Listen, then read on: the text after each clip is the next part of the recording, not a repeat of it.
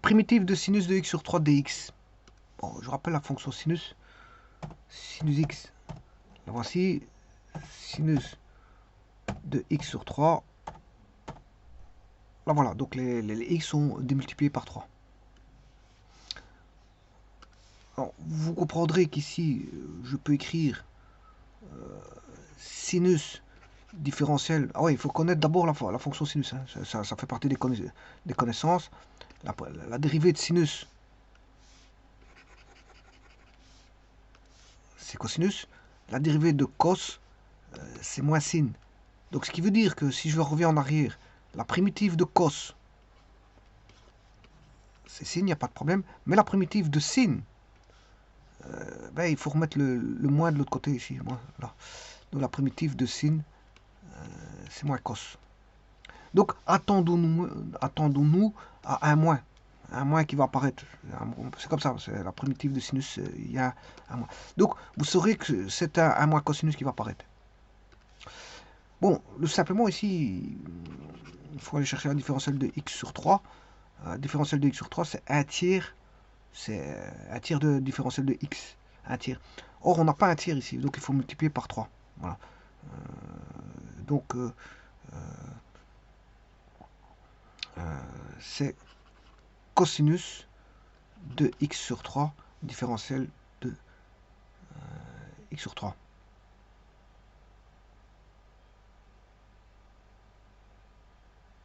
Donc en gros, c'est comme si je posais u égale x sur 3, différentielle de u est égal à dx fois 3.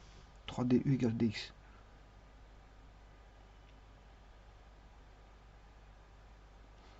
Et donc on aurait, si vous voulez, en primitivé,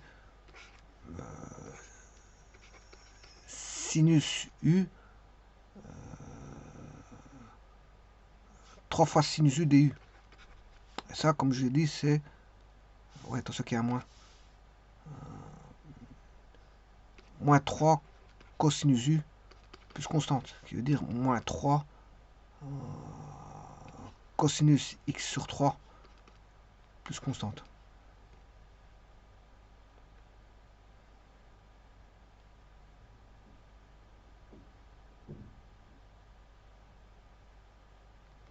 Attention qu'ici j'ai oublié. Ouais, non, 3 sinus u. 3 sinus u du. Qui est une primitive directe qui est moins cosinus, comme je l'ai dit. Moins cosinus. Et comme il y a un coefficient 3 à cause de. Enfin, provenant du x sur 3, bien ça, moins 3 cosinus u qui donne moins 3 cosinus de x sur 3 plus constante. Donc, la réponse la voici. Alors, si vous dérivez moins 3 cosinus x sur 3, vous allez retrouver sur sinus x sur 3. Pourquoi? Parce que vous allez avoir moins 3 fois 1 tiers. Parce que le différentiel de x sur 3, c'est 1 tiers. Moins 3 fois 1. 1 tiers va rester moins. La différentielle de cos, c'est moins sin. Et moins sin avec le moins devant, moins par moins, ça fait plus. Il va rester sinus de x sur 3. Donc, assez simple. On peut le faire de manière, on va dire, verbale. Il n'y a pas besoin d'écrire tout ça. Pour vérifier, on peut le faire de manière verbale.